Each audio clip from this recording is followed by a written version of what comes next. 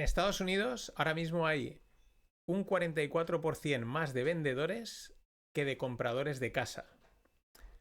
La búsqueda en Google del siguiente concepto, de la siguiente frase, no puedo vender mi casa, está en máximos históricos, muy por encima de la misma búsqueda en el 2008. Y las búsquedas de no puedo pagar mi hipoteca también en máximos y también muy por encima del 2008. Es verdad que creo que hoy en día se busca más en Internet que en el 2008, pero aún así está en máximos.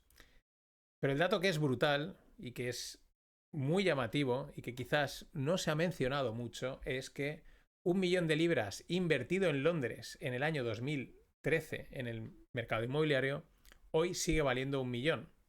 12 años, 13 y 0 rentabilidad. Ha subido y ha bajado y de momento está en el mismo sitio. Y es que se registran caídas de entre un 50 y un 60% en muchos barrios de Londres. Y no hablo de barrios periféricos, sino barrios como Mayfair o Kensington. A raíz de estos datos, Paul, un socio del Club No Financieros, me preguntaba, ¿hay algún factor clave para poder analizar el mercado inmobiliario para saber hacia dónde va? Y la respuesta es que sí, pero no es lo que la mayoría se piensa. Así que 3, 2, 1.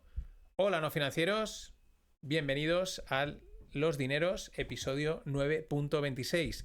Ya sabes, el episodio semanal para hablar de los dineros de una forma irreverente, distinta, educativa, al estilo no financieros. Hoy vamos a sintetizar ideas del mercado inmobiliario.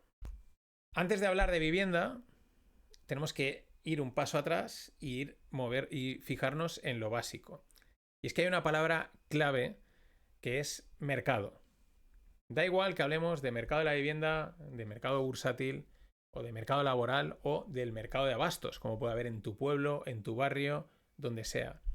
Todo lo que sea mercado, que es prácticamente todo, funciona por una ley universal, básica, inquebrantable, la ley de la oferta y la demanda. Mientras haya un equilibrio entre oferta y demanda, las cosas están en su sitio. Y ese equilibrio no significa que el precio esté quieto, que se quede ahí parado. Significa que cuando alguien quiere comprar, siempre hay alguien para vender al precio que quiere cada uno y viceversa. Cuando alguien quiere vender, siempre hay alguien para comprar.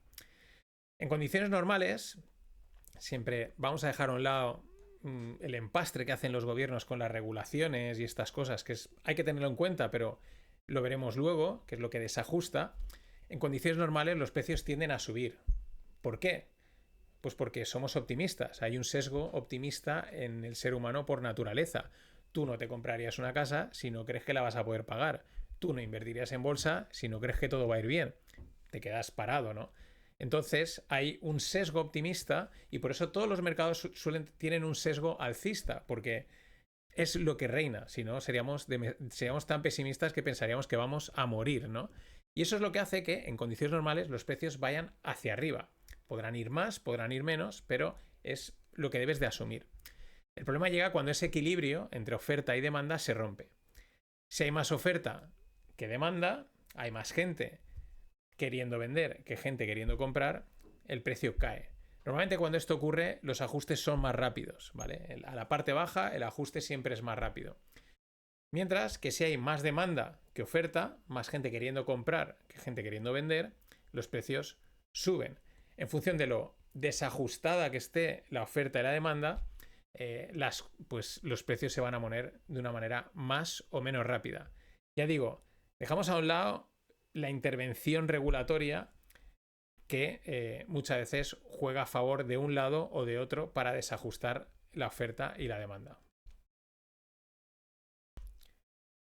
Teniendo clara la ley universal, oferta-demanda, vamos a ver las dos variables que sostienen la vivienda. Vamos al grano.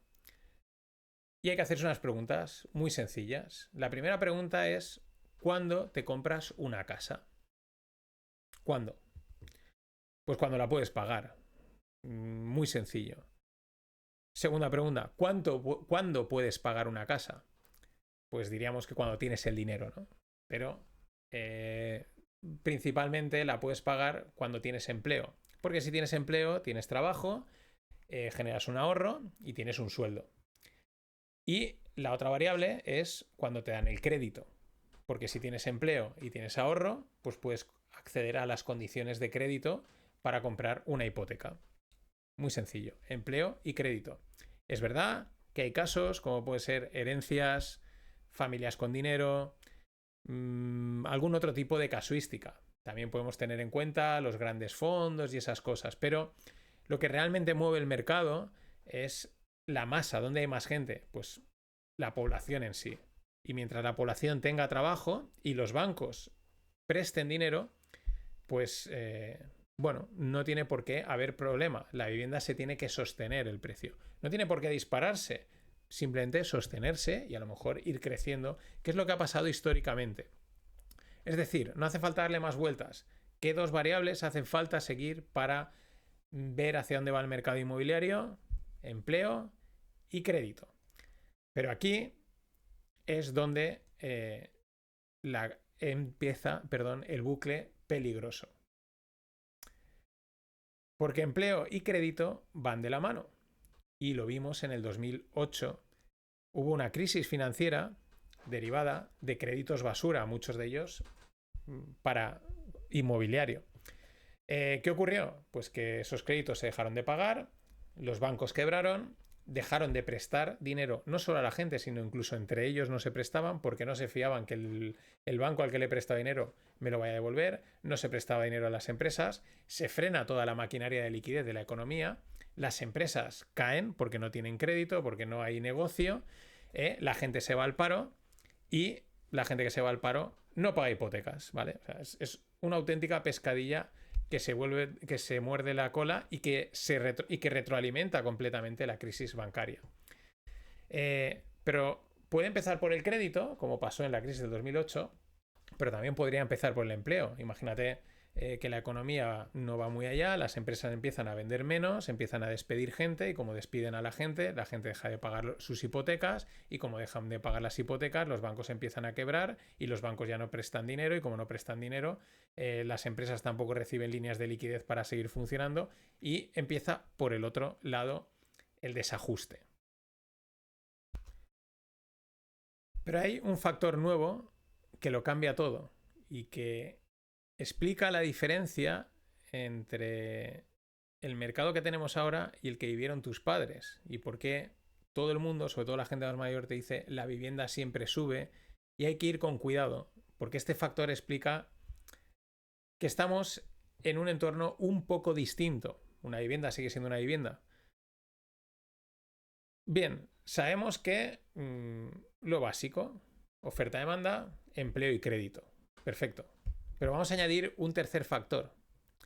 Y es que la vivienda ha dejado de ser un sitio donde vivir. Lo sigue siendo. ¿Vale? Pero es que se ha convertido en un activo de inversión. O mejor dicho, ahora todo el mundo lo concibe también como un activo de inversión. Siempre lo ha sido, siempre ha sido una inversión. Pero antes no todo el mundo invertía en vivienda. Desde el punto de vista de invertir. Compraba en vivienda para vivir. Muy sencillo. Piensa en tus padres o en tus abuelos. Ellos se compraban una casa para vivir. Algunos, incluso una segunda residencia para veranear. Y si te paras a pensar y a hacer números, podrían haber comprado más. Mis padres podrían haber comprado alguna otra casa.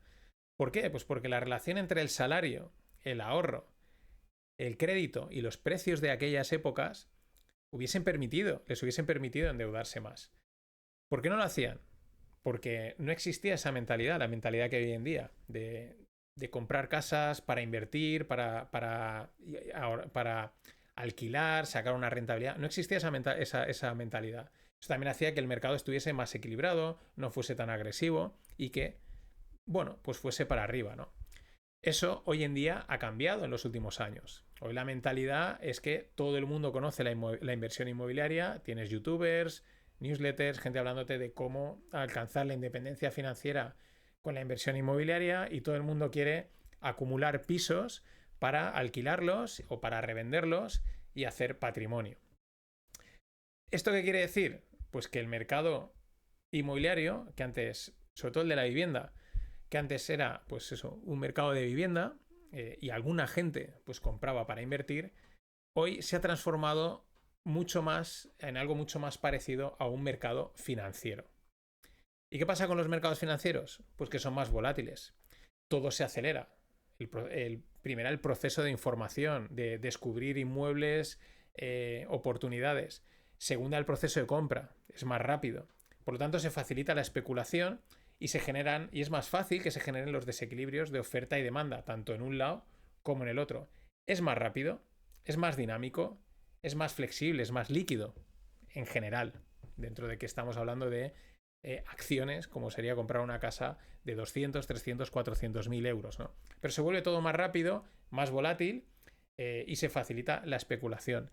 Dicho de otra forma, el mercado inmobiliario ahora es mucho más proclive a sufrir ajustes, a sufrir burbujas o mini burbujas, y que por lo tanto estas pinchen. Cosa que a lo mejor en los últimos años, hasta el 2008, no había pasado en decenas de años, porque no era ese componente, no tenía esa componente tan financiera como tiene hoy en día, que cualquier hijo de vecino te está hablando de convertirte en un inversor inmobiliario.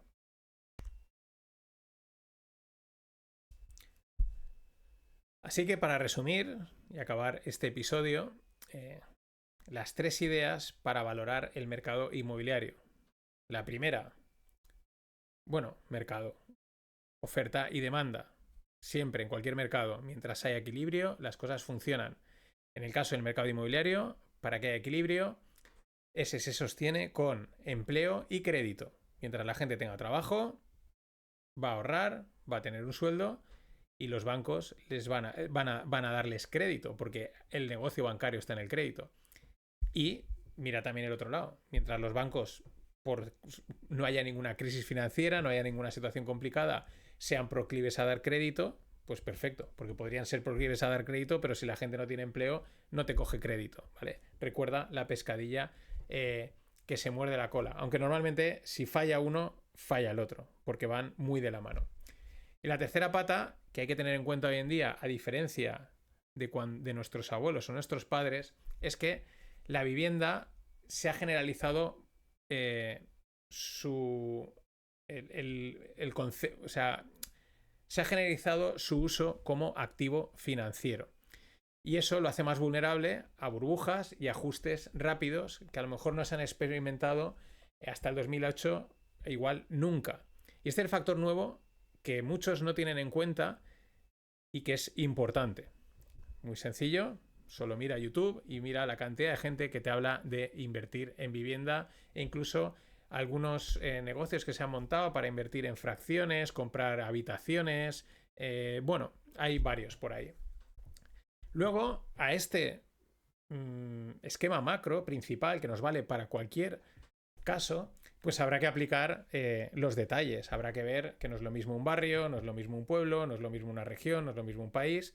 Habrá que ver las regulaciones que hay, que afectan, que actualmente están afectando mucho porque están forzando mucho, quitando mucha oferta del mercado y por lo tanto la demanda sigue siendo la misma y el precio se dispara, ¿no?